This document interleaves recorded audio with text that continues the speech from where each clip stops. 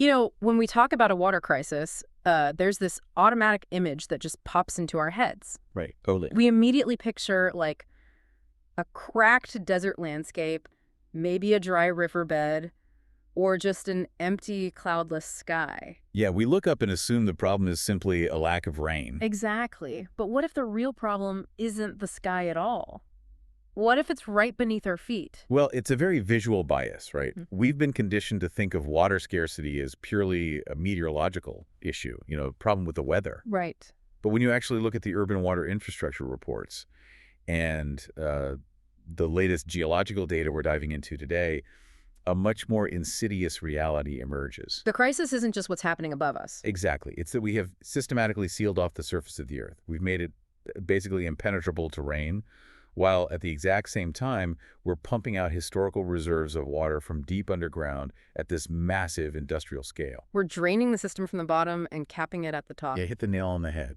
Well, welcome to another deep dive. Today, our mission is to explore this escalating global water crisis by really looking at that unseen world of underground water reservoirs. It's a huge topic. It is, and we're going to examine the critical situation unfolding right now in major Indian cities, break down the actual physical mechanics of why these subterranean systems are collapsing, and most importantly, equip you, the listener, with specific data-backed methods to reverse this trend in your day-to-day life. And the information we are pulling from today paints a very vivid picture. We're synthesizing agricultural water management data from Zyterson, ecological conservation guides from Operation Wildlife. Incredible resources, by the way. Oh, absolutely. Yeah. And we're also looking at highly specific household usage metrics from Eurogard. Right. And what becomes clear very quickly from all of this is that to really grasp the magnitude of the problem, we first have to correct our mental model of what underground water actually looks like. I have to admit, that was the first major realization for me. I mean, I always pictured underground rivers. Like a subterranean cavern with a stream flowing through it. Exactly, like some hidden cave lake. But the geological reality is quite different, isn't it? The earth beneath our feet operates much more like a massive ancient sponge. That is, well, it's the most accurate way to visualize an aquifer. Okay, break that down for us. So imagine rain falling on untouched earth. It passes through the topsoil, then through layers of sand and gravel, moving deeper and deeper. Just gravity doing its thing. Right. And eventually it hits a layer of solid, impermeable bedrock. It can't travel any further down, so the water begins to pool. Okay. It fills all the microscopic spaces, fractures, and pores in the rocks and sand resting above that solid bedrock. This massive saturated zone of rock and sediment is the groundwater reservoir, The sponge. the sponge, and the absolute top boundary of this soaked zone, the line where the dry dirt meets the saturated dirt that is the water table. Okay, so when a developer brings in a rig to drill a bore well, they aren't like looking for a hidden underground lake. Not at all. They're just driving a pipe down past that water table into the saturated sponge and then using mechanical pressure to suck the moisture out of the porous rock. Precisely. Yeah. And for millennia, this was a perfectly balanced hydrological loop. The seasonal rains would fall, seep slowly into the porous soil, and replenish the sponge. And we would just take what we needed. Exactly. Humanity would draw a tiny fraction of that water for basic survival. The inputs vastly outweighed the outputs. But I'm guessing that balance is broken now. Completely broken. Yeah. In recent decades, two massive shifts completely destroyed that mechanism. First, the proliferation of cheap electric and diesel pumps. Oh. Suddenly, instead of a hand crank or a bucket, you have millions of agricultural operations and sprawling urban apartment complexes with motorized pumps Just running around the clock. running 24/7. The extraction rate just multiplied exponentially. Wow. And the second shift is what the infrastructure reports call the concrete barrier, right? Yes, the concrete barrier. As our cities explode in population, we cover that natural, porous sponge with tar roads, concrete foundations, paved driveways. We've effectively shrink-wrapped the soil. That is a terrifyingly accurate way to put it. We shrink-wrapped it, which creates a disastrous scenario when the monsoon rains finally do arrive. Because the water can't get in. Right. Instead of that heavy rainfall seeping into the soil to recharge the aquifer, the water hits the impermeable concrete, accelerates, floods the streets, Washes into contaminated storm drains. and is immediately channeled away into the ocean. So the underground sponge remains completely dry, even during a massive flood. That is just, it's mind-bending. And the historical context on this is crazy. I was reading that just a few generations ago, you could drill down maybe 30 to 50 feet and hit a vibrant water table. Very easily. But now drillers are having to go 800, sometimes over 1,000 feet deep, grinding through solid bedrock just to find a trickle. Yeah, the depth is staggering now. It's like, okay, let's unpack this for a second. It's like the groundwater reservoir is a joint bank account. Okay, I like this. For centuries, we only withdrew the interest. But now we're draining the principal at ATMs running 24/7, and we've completely paved over the deposit slot so no new money can go in. That is exactly what's happening. And when you overdraft that account, the physical consequences are severe. Because the land literally sinks, right? Yes, subsidence. When you violently suck all the water out of those microscopic underground spaces, the soil and rock lose their internal hydraulic pressure. The ground above it actually collapses in on itself. Which shears building foundations, cracks highways. It makes the terrain wildly unstable. Exactly. Let's ground this abstract geology in a real-world scenario because the reports highlight how fast this turns into an urban nightmare. It happens so fast. Yeah, the situation unfolding right now in major Indian tech and commercial hubs is a prime example of what experts are literally calling water bankruptcy. Right, and India serves as this crucial warning for the rest of the world because of the sheer velocity of its urban growth. Take Hyderabad, for example. Okay. Recent government and environmental reports have flagged Greater Hyderabad as one of the worst-hit metropolitan areas for groundwater depletion. Because of all the construction. Exactly. You have this environment of rampant, unchecked concrete construction. And because there is a near-total absence of functional recharge pits to catch the monsoon runoff, the rainwater simply washes away. So what are people doing for water? Well, you literally see illegal drilling rigs operating in the dead of night, boring past the 1,000-foot mark, just desperately scraping the bottom of an empty aquifer. Oh, wow. And Bengaluru offers an even more visceral picture. I mean, this is a globally recognized tech hub, a city known for innovation. Yes. And it recently experienced a historic crisis where these luxury state-of-the-art high-rises went completely dry. Completely. The bore wells just started pulling up dust. And when the municipal pipes fail, a parallel economy just immediately springs up. Overnight. The price for a single private water tanker skyrocketed from like 600 rupees to over 2,000 rupees in a matter of weeks. The government literally had to invoke emergency measures and commandeer private tankers to prevent total chaos. It's terrifying. Yeah. And Mumbai faced a similarly scary dual crisis. The city's main surface lakes dropped below 15% capacity. Which for a megacity of that density, 15% is a razor-thin margin. It's basically nothing. And to compound the terror, authorities attempted to crack down on illegal groundwater extraction, right? Well, that prompted the private water tanker syndicates to go on strike. They simply stopped delivering. You're kidding? No. That single action choked off the backup water supply for thousands of residential buildings literally overnight. Hearing all of this, I mean, the immediate question you have to ask is, how do we undo the damage? If we've blocked the deposit slot of our underground bank account with concrete, how do we start putting the water back? Right. We obviously can't just dynamite every road and parking lot in sprawling metropolis. No, we can't. But reversing the trend requires a layered approach, blending large-scale, top-down infrastructure with highly decentralized bottom-up action. Okay, so where do we start? The foundational method across all of these layers is rainwater harvesting, but with a critical distinction. The focus must shift from merely storing water in tanks to active underground recharge. Right, because just capturing rain on your roof and putting it in a barrel only helps you for a few days. Exactly, it's a Band-Aid.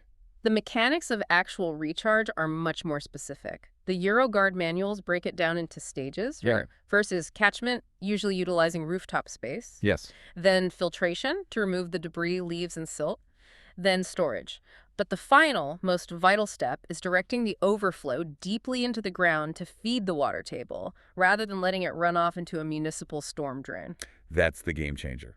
And at the individual household level, this begins with, well, deconcreting the property.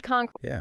If you are building a driveway or a patio, utilizing porous interlocking blocks instead of solid slab of cement allows water to permeate. That makes sense.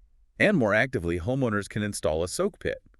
This is surprisingly simple technology. Really? How does it work? You just excavate a pit, roughly 3 feet deep, and fill it with layers of large stones, medium gravel, and coarse sand.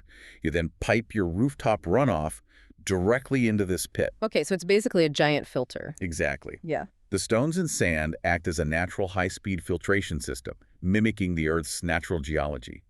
It allows the water to rapidly bypass the hard-packed topsoil and infiltrate the aquifer below. Wait, hold on. This is where the whole concept feels a bit, overwhelming for me. How so? If I spend my weekend and my own money to dig a 3-foot soak pit in my yard, Right. but the guy next door paves his entire property wall to wall with cement, am I just wasting my time? Does one tiny pit actually make a dent in a communal sponge the size of a city? It absolutely does. And understanding the physics of groundwater movement explains why. Okay, lay it on me. Groundwater doesn't sit perfectly flat. When you inject water into a soak pit, it creates a localized zone of saturation. Okay. The water table directly beneath your property actually mounds upwards, creating a micro-reserve that feeds your specific bore well first. Oh, wow. I had no idea it worked like that. Most people don't. Wow. But, more importantly, groundwater is a shared neighborhood asset. The cumulative effect of localized action is immense. Right. This is why the next tier of organization, the society or neighborhood level, is really the fulcrum of water conservation. You're talking about neighborhood associations or residential welfare associations stepping in to mandate the architecture. Precisely. A localized association can mandate that all apartment blocks route their rooftop catchment into centralized managed tanks. Which takes a huge burden off the municipal supply. It does.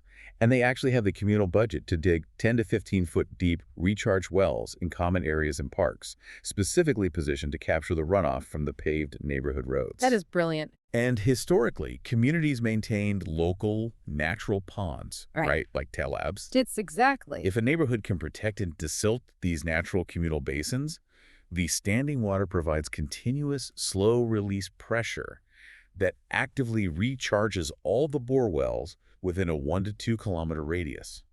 So catching the rain and injecting it back into the earth is the supply side of the equation. Yes. But the demand side, how we actually consume the water we have, requires an equally radical shift.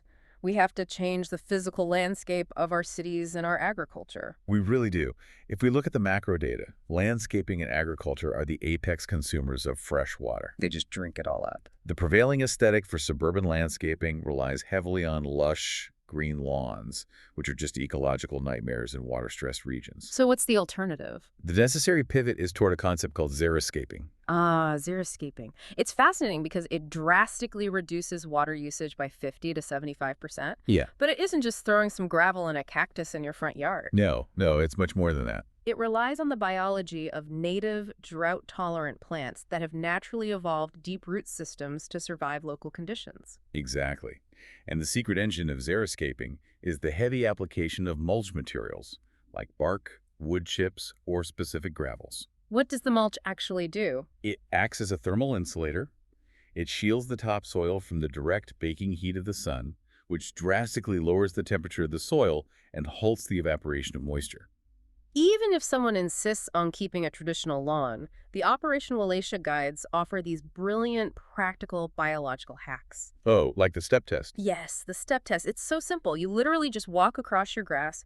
If the blades spring back up immediately after you step off them, the cellular structure of the plant is fully hydrated. The lawn does not need watering. Right. But if the footprints stay flat, the plant is losing turgor pressure and is thirsty. It's a great visual cue. And when it is time to water, the method of application matters immensely. Right, they talk about the tuna can test. Yes, the tuna can test is a perfect diagnostic tool. You place an empty tuna can on the lawn and turn on your sprinkler. When the water fills the can, you've laid down roughly an inch of water. Which is the magic number. Exactly. That specific volume guarantees a deep, penetrating soak. Shallow daily sprinkling only waters the top half inch of soil, which trains the grass roots to stay near the surface where they are vulnerable to the sun. Oh, so you're actually making the grass weaker. You are. A deep soak forces the roots to grow downward, creating a biologically resilient plant. It really seems like we've spent the last century designing our cities and our yards for a climate that simply doesn't exist anymore. We have. We're trying to force this lush, water-heavy English garden aesthetic into a semi-arid reality, and the basic physics of it just fail. They fail spectacularly. And the consequences are even more severe in agriculture, which is the largest single consumer of global water resources. Let's talk about the farming side. The Zeiterson agricultural data outlines how traditional flood irrigation, basically simply pumping thousands of gallons of water over a flat field, loses massive amounts of volume to evaporation and runoff. It's so inefficient. It is. The transition to drip and micro-irrigation systems, which deliver precise droplets of water directly to the base of the plant, reduces water consumption by 30 to 70%. And agricultural technology is advancing so rapidly. Farmers are deploying smart sensors in the dirt that monitor soil moisture at the root level in real time. Which ensures pumps only activate when scientifically necessary. Exactly. We're also seeing the rise of soilless farming, hydroponic and aquaponic systems. Those systems are absolute marvels of efficiency because they operate on closed-loop mechanics. The water just keeps cycling. Exactly. The water continuously circulates through the root systems, is filtered, and cycles back. Because the water is never exposed to the open ground to be lost to deep soil drainage, these systems use up to 90% less water than traditional field farming. 90%. That's unbelievable. That's massive. Now, while transforming global agriculture and retrofitting city infrastructure will obviously take decades, Yeah. there is an environment where we possess total, immediate, and zero-cost control inside the walls of our own homes. Yes. This is where everyone can make a difference today. The Eurogard data shows that roughly 75% of indoor water use happens in the bathroom. This means that shifting a few hidden habits yields disproportionately massive results. It really does. Let's explore the hidden water economy of an average home with 5 specific daily interventions. Okay, the first area to target is the toilet, which alone accounts for a staggering 25% of all indoor water consumption. That is a lot of flushing. It is. And older flush mechanisms are notoriously inefficient. So a very practical intervention is the bottle displacement trick. Okay, how does that work? You take a standard 1-liter plastic bottle, fill it with sand or pebbles for weight, and just submerge it in the flush tank. Oh, I see. So by simply occupying space, that bottle displaces 1 liter of water? That means the tank requires 1 less liter to reach its fill line, saving water on every single flush automatically without actually changing the pressure of the flush itself. It's brilliant, and equally important is testing for silent leaks. The silent killers of the water bill. Yes. The flapper valve at the bottom of a toilet tank degrades over time. The rubber warps, creating a microscopic seal failure. It makes absolutely no noise, but water continuously bleeds from the tank into the bowl. And there's a simple test for this, right? The Ushala test. Yes, or any food coloring. Put a few drops into the upper tank and just walk away. Don't flush. If, after 20 minutes, that color has seeped down into the toilet bowl, you have a seal failure. Wow. A silent leak of that nature can waste hundreds of gallons of water a day, completely unnoticed. Okay, so that's point 1. Moving from the toilet to the shower for point 2. The data comparing flow rates is really eye-opening. It is. A standard shower head pushes out roughly 2.5 gallons a minute. A quick 4-minute shower burns through 10 to 20 gallons, and older fixtures use double that. It adds up so fast. It does. Shifting back to the traditional bucket bath, the Balti bath, filling a single bucket and using a mug to wash relies on a static volume of water. Right, you're capping your usage. Exactly. A standard bucket holds about 15 to 20 liters, or 4 to 5 gallons. You cap your usage immediately. The daily mathematical savings across a family of 4 is immense. It's huge. Now, the third major intervention involves capturing the hidden water generated by our own appliances. Appliances generate water. They do. Think about an air conditioning unit. It's essentially a heavy-duty dehumidifier. It pulls warm ambient air, condenses the moisture onto cold coils, and drips the distilled water outside. Right, the AC drip. On a hot, humid day, an AC drain pipe can easily fill a 10 to 15-liter bucket. And reverse osmosis water purifiers are even more extreme. Oh, RO systems waste so much water. Yeah. To create pure drinking water, an RO system forces tap water through a semi-permeable membrane, so fine it catches individual molecules of contaminants. But to keep that membrane from clogging, the machine constantly backwashes itself. Right. For every single liter of clean drinking water an RO system produces, it can eject up to 3 liters of reject water down the drain. 3 liters. But that reject water, along with the AC condensation, is perfectly viable for secondary household chores. Like what? It can be harvested and used to mop floors, wash clothes, or even manually flush toilets. Which is such an easy fix. Okay, that brings us to the outdoors for point 4. We have to rethink how we clean. We have to banish the hose pipe for outdoor maintenance. Absolutely. The broom rule. Yes, the broom rule.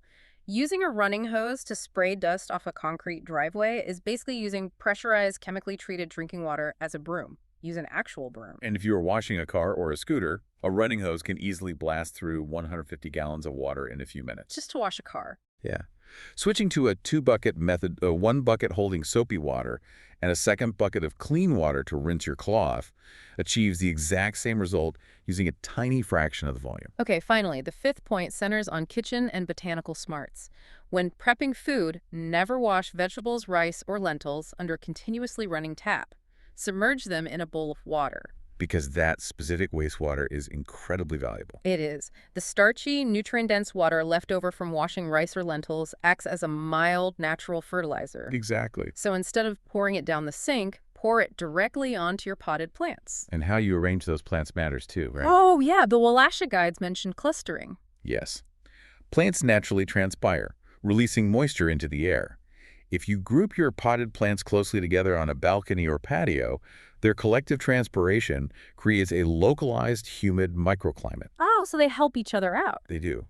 The plants essentially shade each other and share the ambient moisture, which drastically slows down the evaporation rate of the soil. Meaning you have to water them far less frequently. Exactly. Okay, I have to say, I can hear the natural skepticism creeping in for some people. I'm sure. Someone is listening to this, looking at their air conditioner dripping into a little bucket and wondering, does this actually matter? Is my leftover rice water really going to stop a metropolitan water crisis? So the skepticism is completely understandable.